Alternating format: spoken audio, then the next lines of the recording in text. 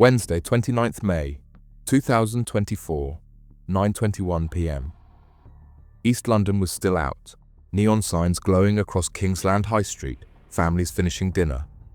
Then came the sound, sharp, fast, and mechanical. Within seconds, a crowd was running for cover. 7 months earlier, 300 miles north, another quiet street fell under blue lights. A man lay motionless outside his flat in Renfrew. The scene was quiet, but something brutal had unfolded only minutes earlier. His wallet was missing, and the attackers were gone.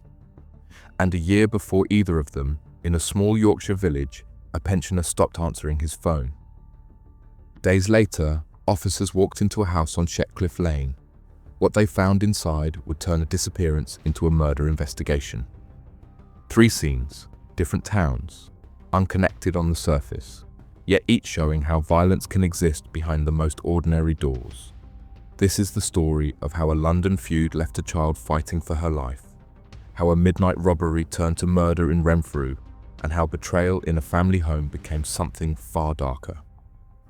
Welcome to UK Crime Documentaries. Let's get straight into the case.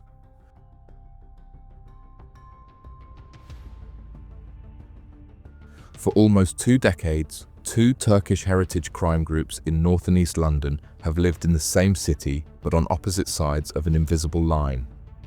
The Tottenham Turks and the Hackney Bombassalar were once part of the same network, controlling heroin routes that stretched from Turkey through Europe and into the UK. But a split in the mid-2000s ignited a feud that would come to define London's underworld for years. It began with small clashes, street fights outside shisha cafes, threats over territory. Then came the shootings. Members were ambushed in moving cars, homes were torched in revenge, and by 2018 reports suggested the conflict had spilled beyond Britain's borders. Police intelligence units knew the rivalry had never gone cold.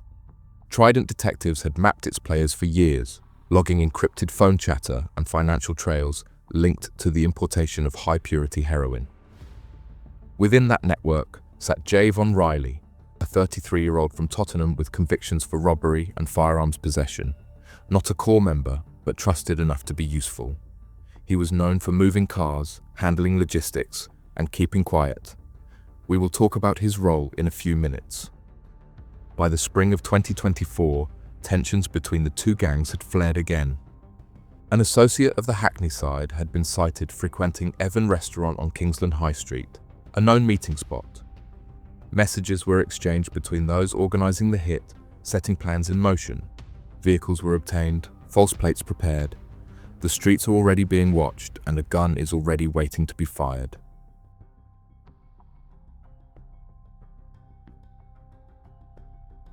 It was a Wednesday night on Kingsland High Street, Dalston.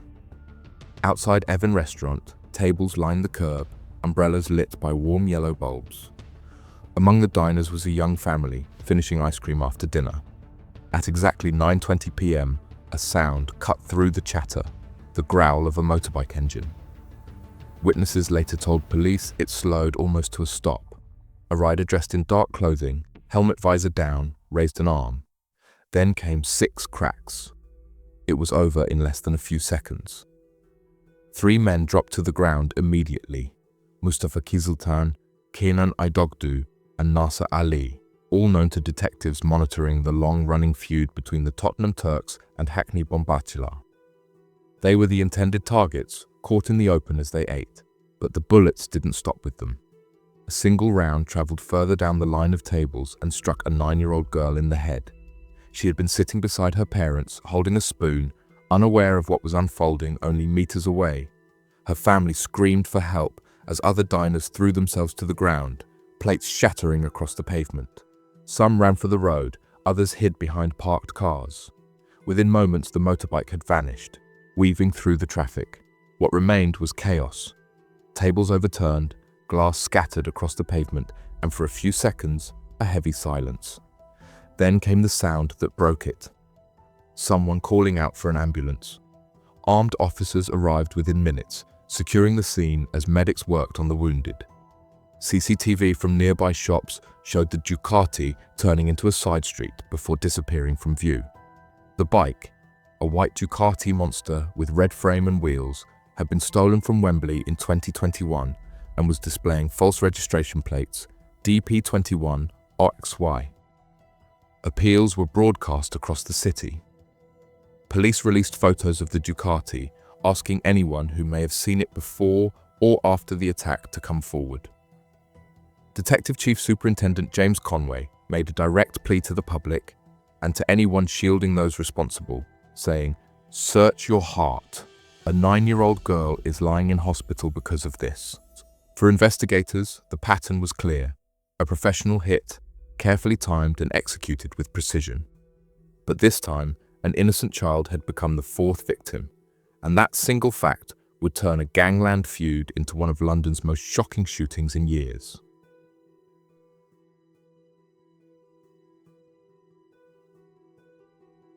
The investigation into the Dalston shooting was immediately taken over by specialist detectives from the Metropolitan Police, supported by serious crime and firearms units. From the outset, it was treated as one of London's most urgent cases. 4 people wounded, including a 9-year-old girl and a gunman who had vanished into the night. Officers flooded the Kingsland High Street area, collecting CCTV from buses, shops, and private security systems. Forensic teams examined bullet casings and debris scattered across the pavement. Meanwhile, investigators began examining the wider network behind the shooting. Using digital evidence and location data, detectives placed Javon Riley, a Tottenham man with links to organised crime, near the restaurant before and after the gunfire. His phone activity and vehicle movements matched the timeline of the attack. As part of the ongoing investigation, the Met issued a £15,000 reward for information leading to the capture of the gunman. The weapon used, a 9mm handgun, was consistent with those previously recovered in gang-related shootings linked to the Tottenham Turks and Hackney Bombassalar feud. Months later, with hundreds of hours of footage reviewed and dozens of witnesses interviewed, the gunman remained at large. But detectives had their organizer. The evidence against Riley, his reconnaissance work, his vehicle movements, and his silence would soon bring the case to court.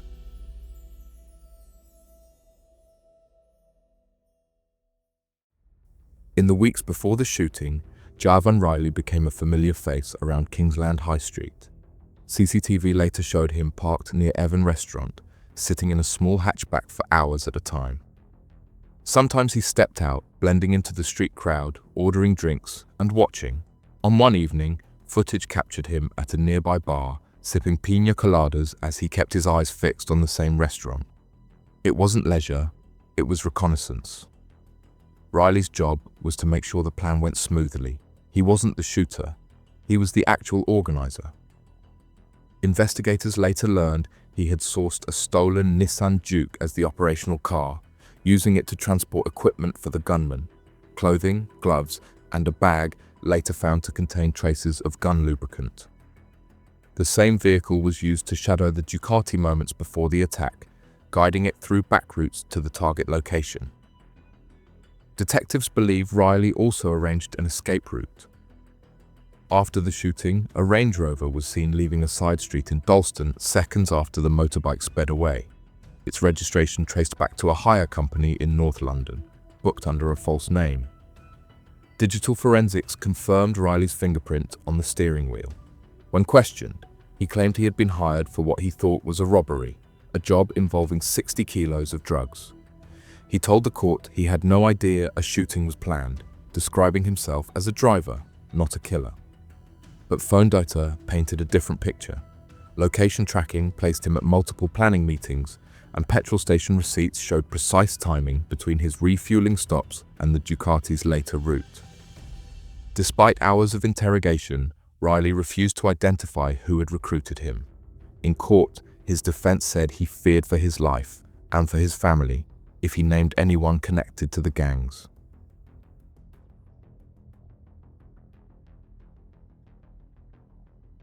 In the days following the Dalston shooting, a city already used to headlines about gang violence found itself shaken. The intended targets had survived, but the unintended victim, a 9-year-old girl, became the face of the case. Surgeons worked through the night to remove the bullet that had entered her skull. It couldn't be done safely. Instead, doctors fitted a titanium plate to protect her brain, leaving her with permanent life-changing injuries. She spent weeks in intensive care, her family by her side. When she finally opened her eyes, London paused. The story spread across every front page, not because of the gang feud behind it, but because of the innocents caught in its crossfire. In court, her mother later described it as a lifetime changed in seconds. She spoke of a child who could no longer play freely, of sleepless nights filled with flashbacks and fear.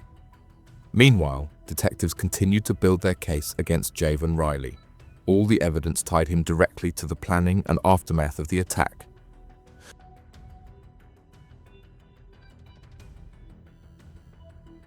By the time the case reached the Old Bailey, the story had spread far beyond East London. For months, detectives had followed every trace of evidence, and in August 2025, their case against Javon Riley was finally laid bare before a jury. Prosecutors have presented all the evidence to the jury. Riley claimed about the robbery, which we have already covered earlier, but the evidence against him was overwhelming. When the verdict was read, he didn't react. Guilty of conspiracy to murder, attempted murder, and possessing a firearm with intent to endanger life. The courtroom fell quiet as the judge spoke, calling the operation premeditated, ruthless, and cowardly. He was sentenced to life imprisonment with a minimum term of 34 years.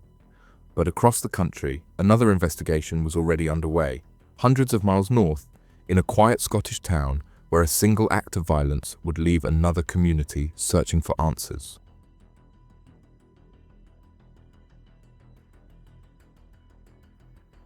It was the 30th of October 2023, around 12:20 a.m, when Alistair Campbell, aged 52, left his flat in the Common Close on Renfield Street in Renfrew. The street was quiet, the night dark, and there was nothing to suggest what was about to unfold. Behind him, two men followed, James Cook, 49, and Brian Riley, 37, both known repeatedly to the authorities for prior violent offences. Their records stretched back decades, filled with convictions for violence, robbery, and possession of weapons. Neither had steady work. Both were described in court as heavy drinkers with long-term drug problems. The relationship between them and Campbell was not one of friends, and the night would reveal how dangerous such proximity could become. CCTV later examined by detectives revealed the brutal sequence in chilling detail. Cook and Riley closing in on Alistair Campbell, a bottle raised high, a knife flashing under the streetlight. Once he fell, the attack didn't stop. Both men stamped and kicked as he lay defenseless on the ground.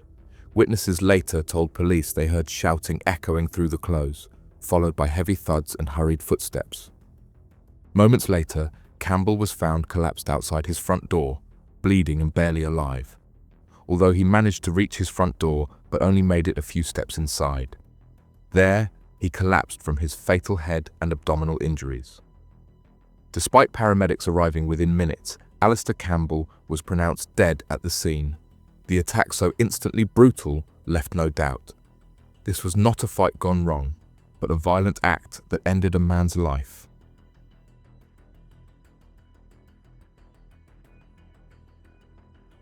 When detectives arrived on Houston Street, the scene told its own story.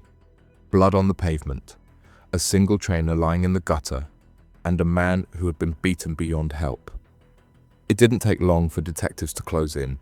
Within 48 hours of Alistair Campbell's death, officers reviewing CCTV footage had identified two figures following him moments before the attack. Their faces, caught under the harsh streetlights, were quickly recognized by local police, James Cook and Brian Riley. Detectives traced them to a flat not far from the murder scene, where clothing stained with Campbell's blood was later recovered. Forensic analysis linked the samples to the crime within days. Investigators built a picture of what had happened. Campbell had walked to a local convenience store earlier that evening. He was carrying cash, just enough for groceries. On his way home, Cook and Riley confronted him in what prosecutors later called a robbery that turned merciless. The Renfrew community reacted in disbelief. Campbell, known locally as a gentle soul who often checked on older neighbors, had no involvement in crime. He was described as polite, private, and kind, the kind of man who would help carry someone shopping up the stairs. Police called the killing a senseless act of violence driven by greed and addiction. For the people of Renfrew, it was more than a headline. It was the loss of someone who made their street feel safe. On Houston Street, the flowers left after the murder had long since faded.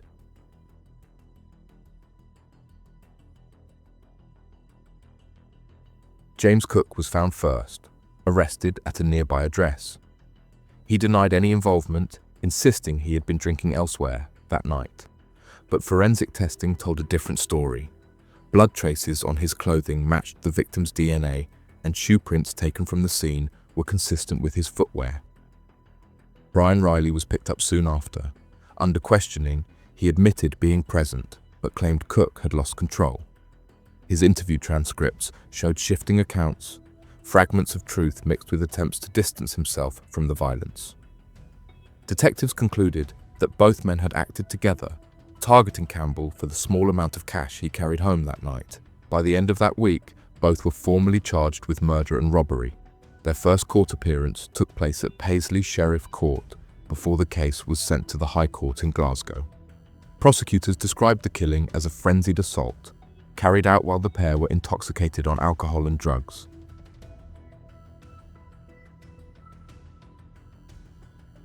In September 2025, nearly 2 years after the attack, the case of Alistair Campbell returned to the High Court in Glasgow for sentencing. Both men stood in the dock. James Cook, aged 49, pleaded guilty to murder. Brian Riley, 37, admitted murder and robbery. Neither offered an explanation, and neither looked up as the judge began to speak. The judge called their actions predatory and remorseless, a violent robbery that became a killing. Cook received life imprisonment, with a minimum term of 16 years and 8 months. Riley was sentenced to life imprisonment, with a minimum term of 15 years and 9 months. Detectives from Police Scotland's major investigation team praised the community of Renfrew for their cooperation, saying it was public information that helped trace the killers within days. Nearly 200 miles south, another story of violence was beginning to unfold. Not on the streets this time, but inside a family home in West Yorkshire, where betrayal and greed would turn into something far darker.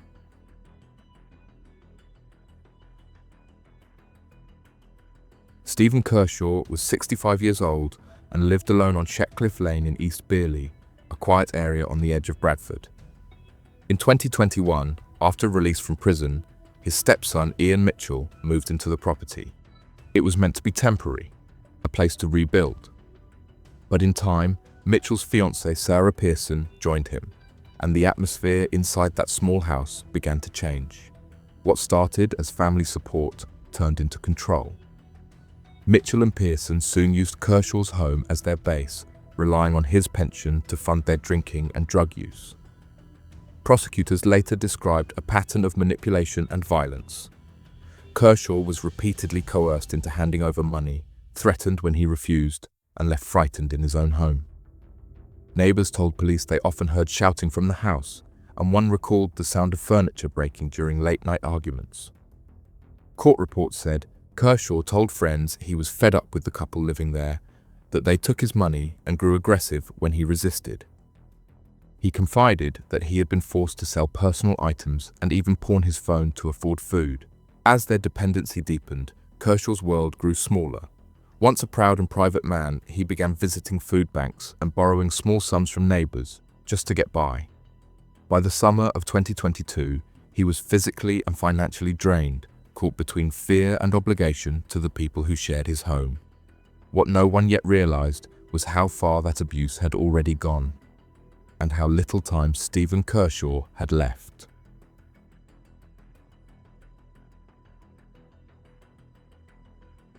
Sunday, 11th of September 2022. CCTV from a nearby shop captured Stephen Kershaw walking back to his home on Shetcliffe Lane just after 7:20 p.m. It would be the last time he was seen alive. Sometime later that night, prosecutors believe Ian Mitchell and Sarah Pearson turned violent. Kershaw was beaten, smothered, and struck with a grab handle torn from his own home. Forensic examination later confirmed his blood and DNA on that item, linking both defendants directly to the killing. Pathologists told the court that he suffered head and chest injuries consistent with a prolonged assault. Once he was dead, they set about hiding what they had done. Kershaw's body was dragged into a small alcove off the bedroom and concealed under a mattress, a rug, and pieces of furniture. They left the house the next morning as if nothing had happened. By 9 a.m., they were at a cash machine, withdrawing £330 using Kershaw's bank card. Over the following days, they emptied his account with a string of transactions: supermarket purchases, clothing, drink. CCTV from Asda on Tong Street showed them stumbling through the aisles, laughing and unsteady, crashing a trolley into a wine display. Later footage placed them in JD Sports and River Island, spending more of the dead man's money. All the while, Kershaw's body remained inside the house. For 9 days, the window stayed dark and the curtains drawn, until a neighbor finally raised the alarm. What police found behind that door would confirm what they already suspected. The murder had been brutal, and the cover-up chillingly casual.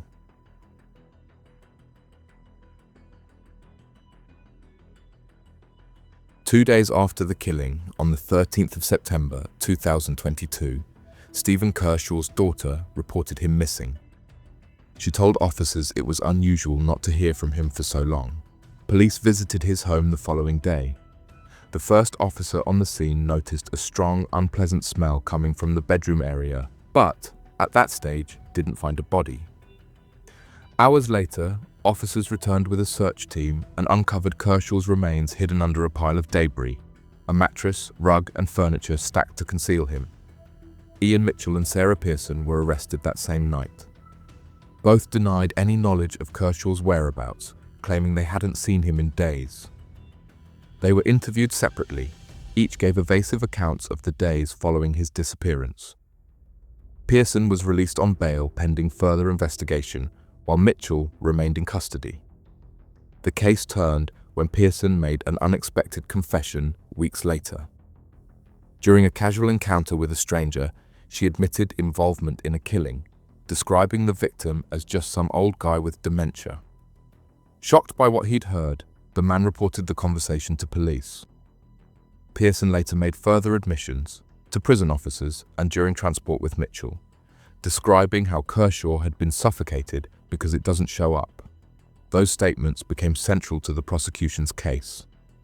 A post-mortem examination confirmed the brutality of the attack. Kershaw had suffered skull and jaw fractures, a broken hyoid bone, and extensive bruising, injuries consistent with smothering and prolonged assault. Before the trial could begin, both defendants entered guilty pleas.